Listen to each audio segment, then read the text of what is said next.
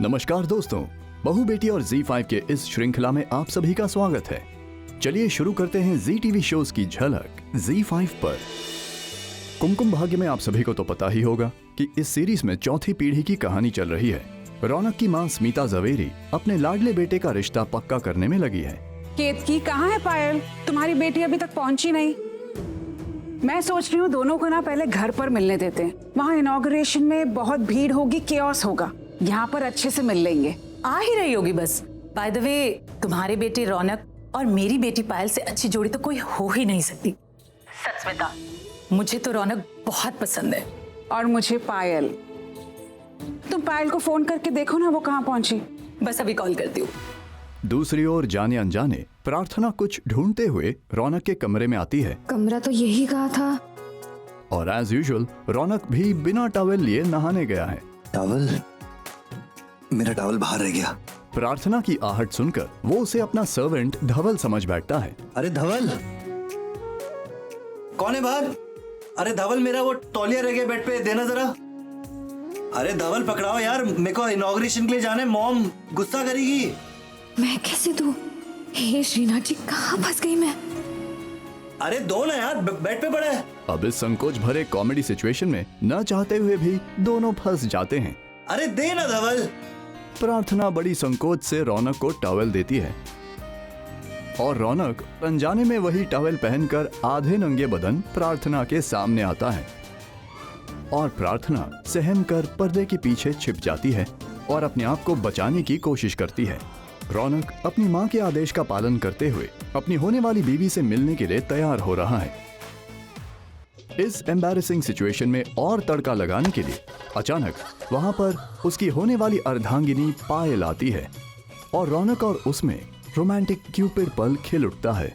उनकी पहली मुलाकात ही उन दोनों को नजदीक ले आती है। Hi, handsome. Are you okay? Now I'm fully okay. Listen, अब तुम मुझे जानती हो, ग्रेट, बट मैं तुम्हें नहीं जानता। तुम कौन हो, कहाँ से आई हो, क्यों हो? Just answer my questions. Nice question. अब देखो, क्वेश्चन तुम्हारा है तो इसका जवाब भी तुम खुद ही ढूंढ लो। मैं तो बस इतना कहूंगी कि जितना सोचा था उससे कहीं ज्यादा हॉट निकले तो। कॉम्प्लीमेंट के लिए थैंक यू, पर मैं तैयार होके तुम्हें नीचे मिलता हूँ। Sure. See you.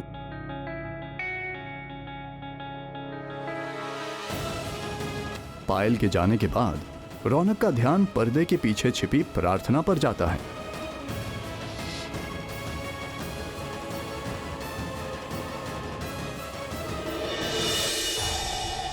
वसुधा में सारिका अपने किए कारनामे से बेचैन है। पता नहीं यो बेवकूफ गधा वेटर क्यों उगलेगा।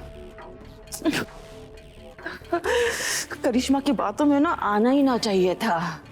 कितनी कोशिश की थी, कितनी मेहनत की थी कि किसी तरह वो शूट रुक जावे और वो नौकरानी इंटरनेशनल मॉडल ना बने, और सब उल्टा पड़ गए। और अब तो मैं ही इसमें फंसने वाली हूँ। हाय मेरा राम जी, अब क्या करूँ?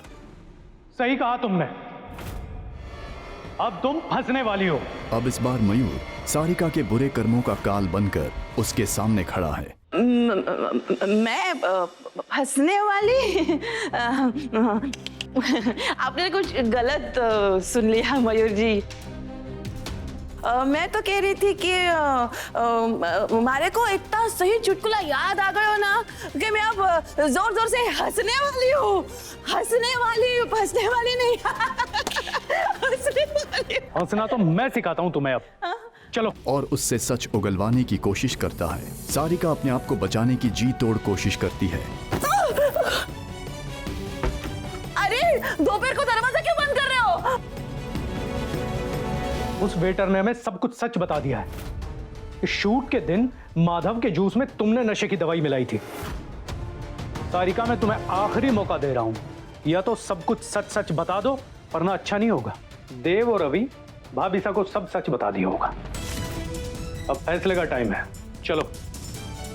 अरे मयूर जी, आप क्या करे? अरे हमारे को कोई मत। भाभी साहब, देखिए ना हमारे साथ क्या हो रहा है। मगर सारिका की पार्टनर इन क्राइम करिश्मा अपना अलग खेल खेल जाती है। भाभी साहब? भाभीसा कहाँ है?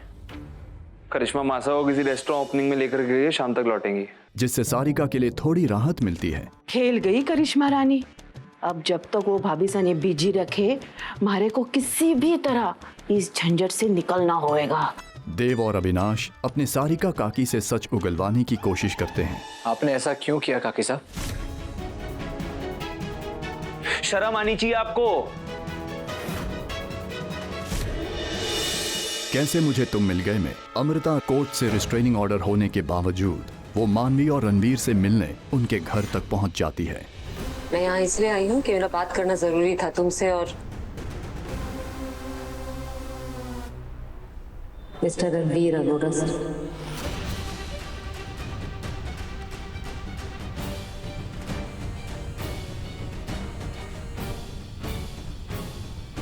रणवीर से 3 फीट की दूरी,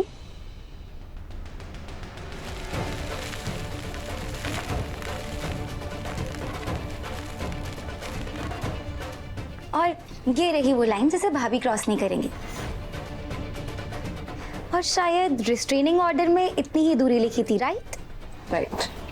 दरअसल रणवीर अरोड़ा मानवी के साथ मिलकर अमृता की कंपनी को टेक ओवर करना चाहते हैं। सो तुम लोग मेरी कंपनी टेक ओवर करना चाहते हैं? और इसी सिलसिले में अमृता उनसे अपने कुछ शर्तों पर बात करने आती है। तुम्हें कोई प्रॉब्लम नहीं है? शर्त क्या है?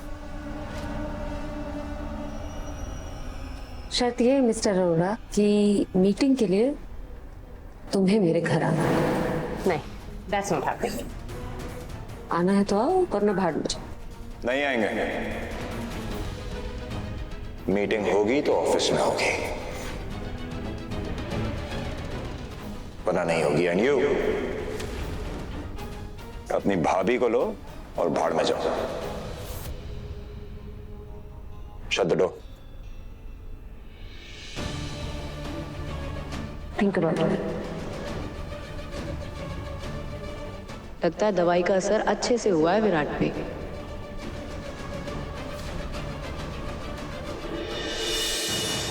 भाग्य लक्ष्मी में मलिष्का और उसकी मां लक्ष्मी को लेकर काफी परेशान है। मलिष्का की मां लक्ष्मी का एक राज जानती है जो वो अपनी बेटी को बताना चाहती है। मलिष्का, मैं तुम्हें कुछ बताना चाहती हूँ जो तुम्हें पता नहीं है। क्या नहीं पता मॉम? लक्ष्मी प्रेग्नेंट है। लक्ष्मी की प्रेगनेंसी की खबर सुनकर मलिष्का के पैरों तले जमीन खिसक जाती है।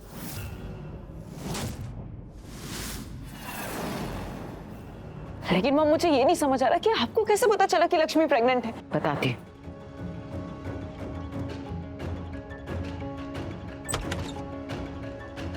गुरु माँ की शिष्या जया मलिष्का को लक्ष्मी के प्रेगनेंसी का सारा सच बताती है।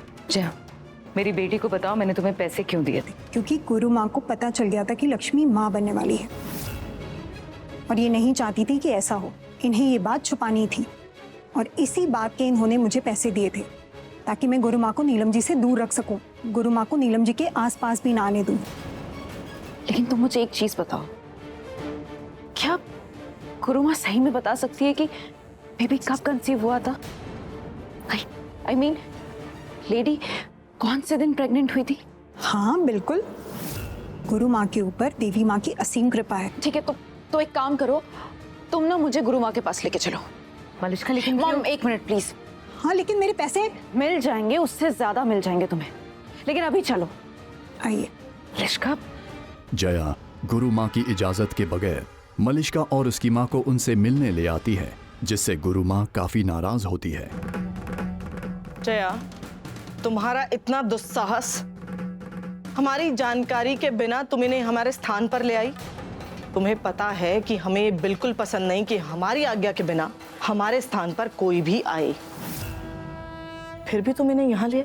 गुरु माँ, इसमें जया की कोई गलती नहीं है। मलिष्का लक्ष्मी की खबर को पुख्ता करने के लिए गुरु माँ के पास आई है और गुरु माँ लक्ष्मी के प्रेग्नेंट होने की खबर पर मोहर लगाते हुए लक्ष्मी को एक पवित्र आत्मा भी बताती है। मैं आपके पास बस ये जानने आई हूँ कि क्या ये लड़की गर्भवती है।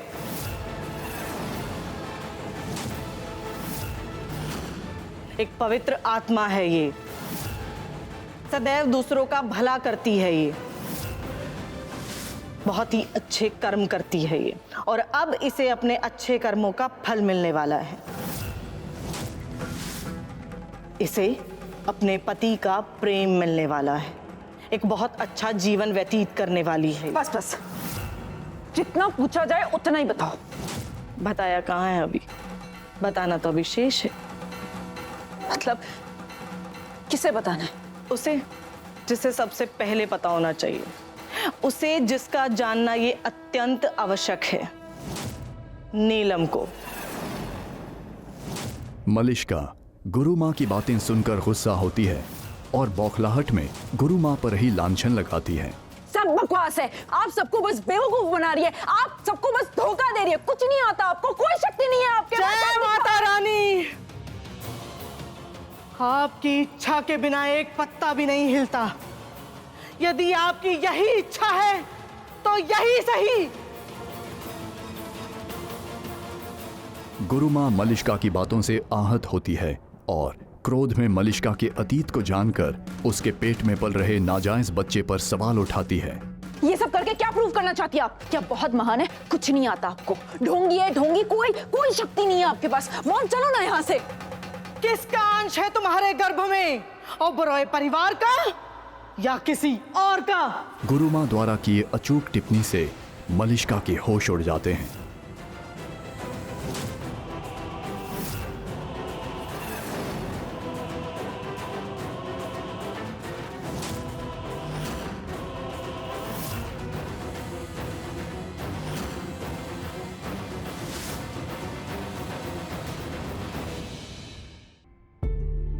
जमाई नंबर 1 में हुए ट्विस्ट्स एंड टर्न्स के बाद आखिरकार नील और रिद्धि एक दूसरे के साथ शादी के बंधन में बंध जाते हैं।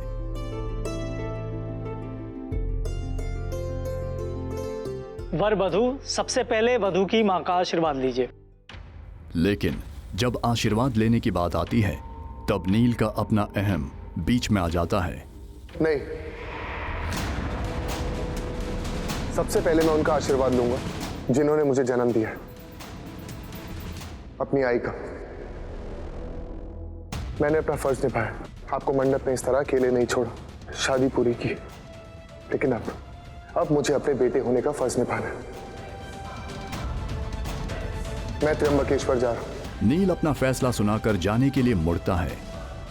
उसकी बातें सुनकर रिद्धि सहम कर वहीं स्तब्ध रह जाती है और तभी जन्मों तक साथ निभाने के लिए बंधा गठबंधन धीरे धीरे खुलने लगता है। रिद्धि की नानी आगे बढ़कर उसे संभालने की कोशिश करती है।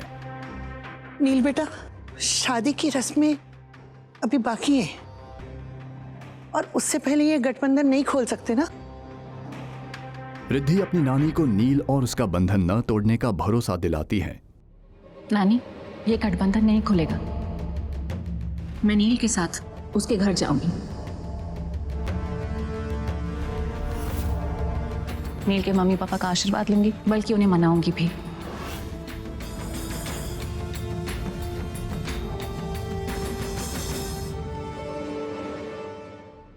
चलो नील। रिद्धि के फैसले से उसकी मां कंचन सकते में आ जाती है। दूसरी ओर नील के माता पिता उसे काफी मिस करते हैं। खासकर नील की मां उसकी यादों में आंसू बहाती है। वो अपनी आई के खिलाफ जाके शादी करेगा ही नहीं, देखना मेरा नीलू आएगा। आई पानी पियो। सुमति, तेरा नीलू नहीं आएगा। आप नहीं जानते मेरे बेटे को वो आए। ये तो नीलू की गाड़ी की आवाज है। देखा, मैंने कहा था ना मेरा बेटा आएगा। नीलू मेरे बगैर रह ही नहीं सकता, मुझे पता है। वो नीलू, नीलू।